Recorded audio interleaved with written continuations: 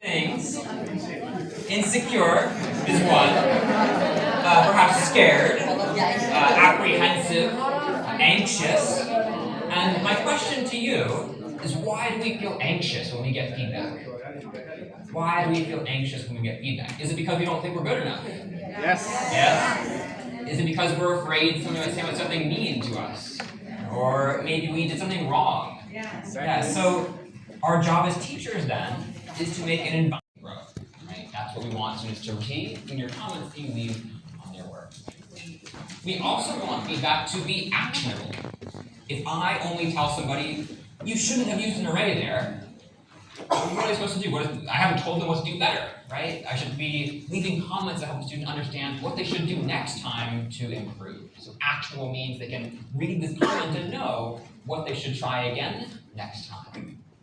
The third principle here is to set high expectations. If somebody turns in code to me, and it's okay code, but if I tell them it's the best code they've ever written, well, that kind of means I don't believe they can do better.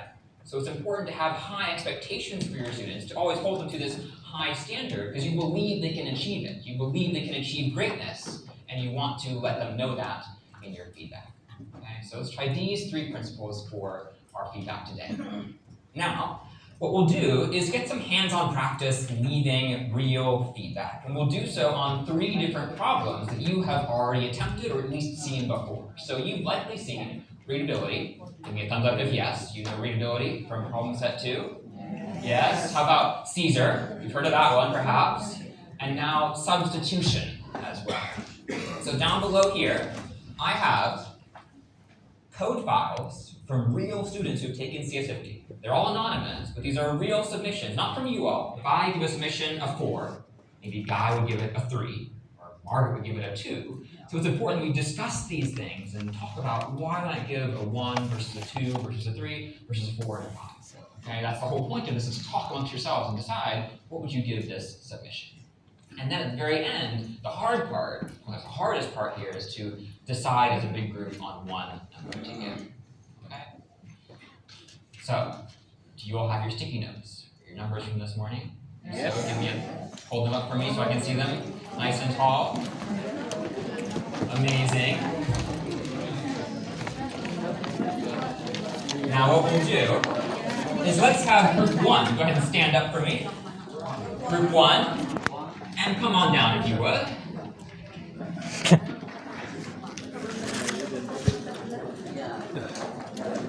What they are, and as you need help along the way, you can always email us, reach out to your peers in this cohort, and ask how you can use them. Okay? So not to worry if this feels perhaps overwhelming or like a lot. We're just giving you a taste of what you can actually use today, and again, we'll help you out with these resources along the way in the future as you use them. Okay, so let's just dive into things. And the first thing we'll talk about is cs50's curriculum. So you yourself have experienced this over the past 6 months. And again, this curriculum is entirely yours to use, to adopt, to adapt, whatever you'd like to do with it. It is yours to bring to your students. I want to show you just a few pieces of it that we found helpful when we're teaching CS50. Now, if we're thinking how to use this curriculum, we want to keep in mind this URL right here, cs50.tf. If you have a phone with you, or your friend has a laptop, you can open up this URL, cs50.tf, and you should see a page looks a bit like this. Yes. Now notice on the left-hand side, you'll see several courses. And down below, you'll see CS50X 2023. Now this is your homepage. This is the place where you can find all the resources that are available to you as an educator to teach CS50. Yeah, round of applause for that.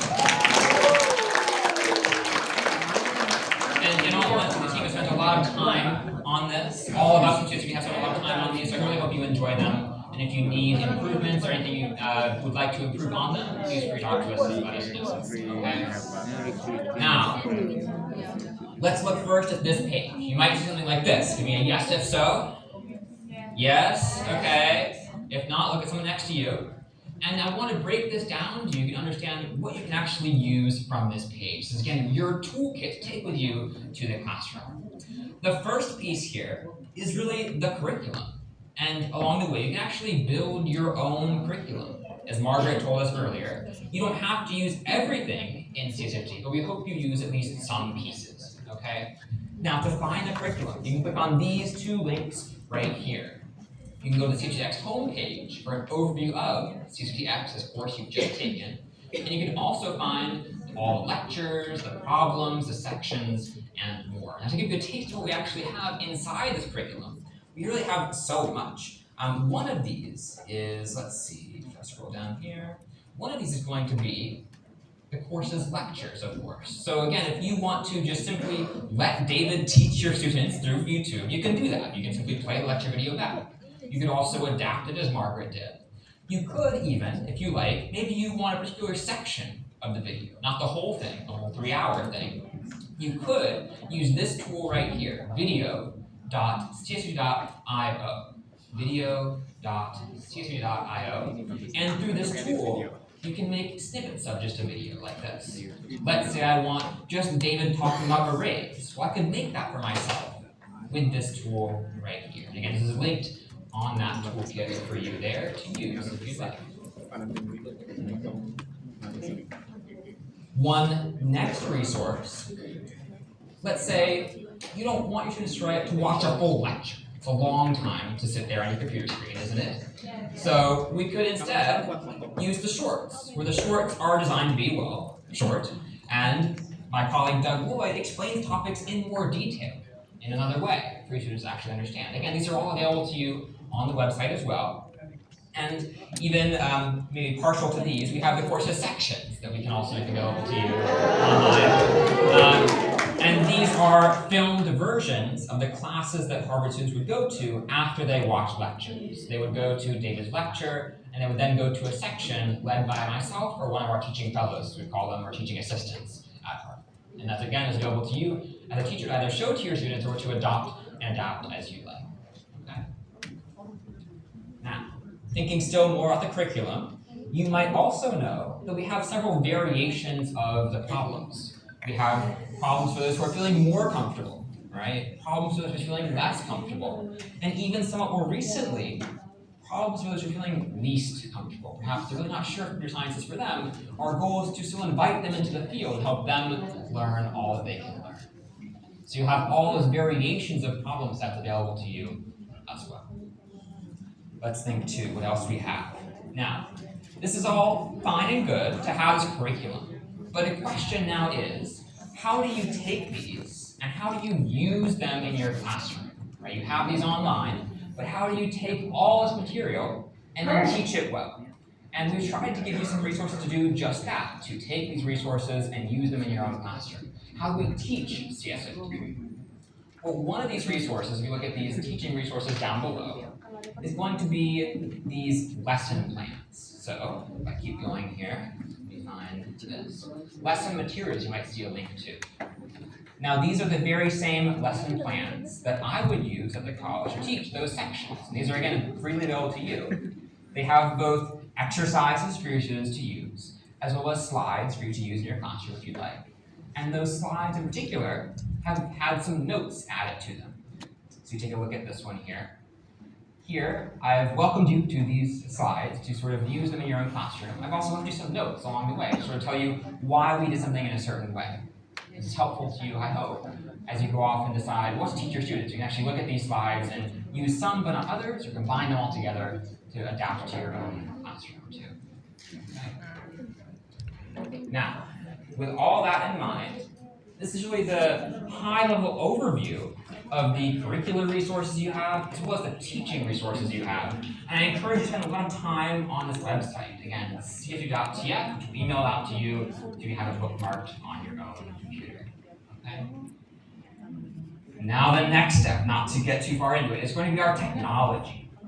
So along the way, you've perhaps used a tool called Visual Studio Code. Give me a thumbs up if you used that tool. Yeah, okay. And we hope you liked it. This again is a free cloud environment that you logged into to go ahead and write your code for cs50. You don't have to have a very powerful computer to use it, because Microsoft, GitHub, very graciously offered us their computers for us to use for free through this tool, right? And you can have your students log into those to actually code in the cloud. Now, You've seen this kind of environment before. And again, this is built on this technology of code spaces.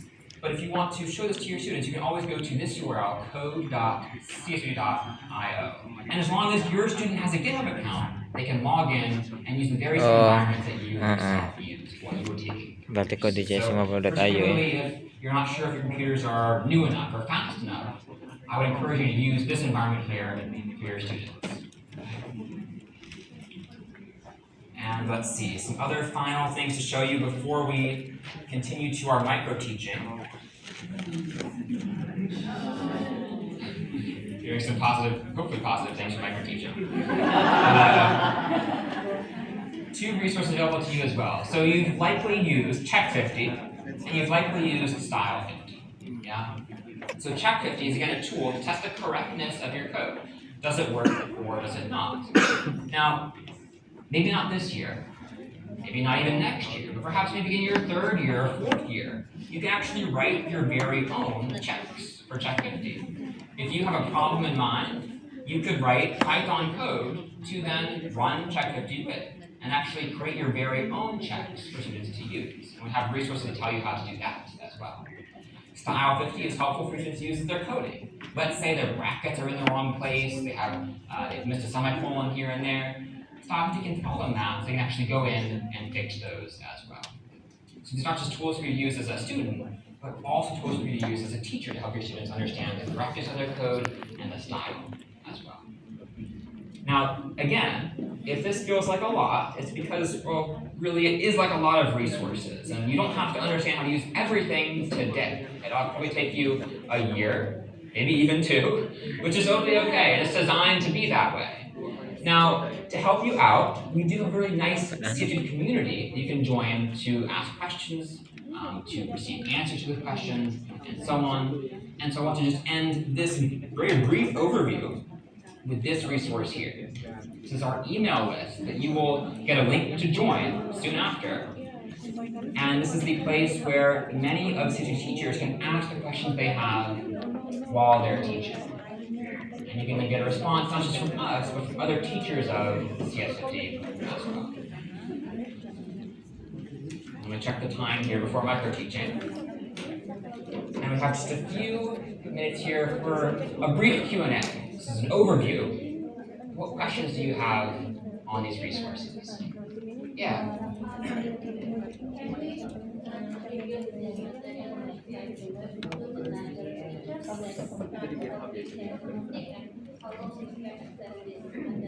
Yeah, so 2 great questions over here, which is, can you distribute these materials to another teacher who's not teaching cs50? Yeah. Following this. And also, how long do you have access to these resources? Is another question here. So, the first question, can you distribute these to other teachers? Answer, absolutely yes. This is what it's designed to be for. The second question, how long do you have access to these resources? Well, as long as you want. As long as the internet works, you get and not only that, but every year we really do try to update these resources for you to become newer and better and improved over time. And again, if you want something that's better, feel free to email us or make it yourself, and we can add it to the website as well. Yes. Other questions here? Yeah. How about Gradescope account? Gradescope. Yes.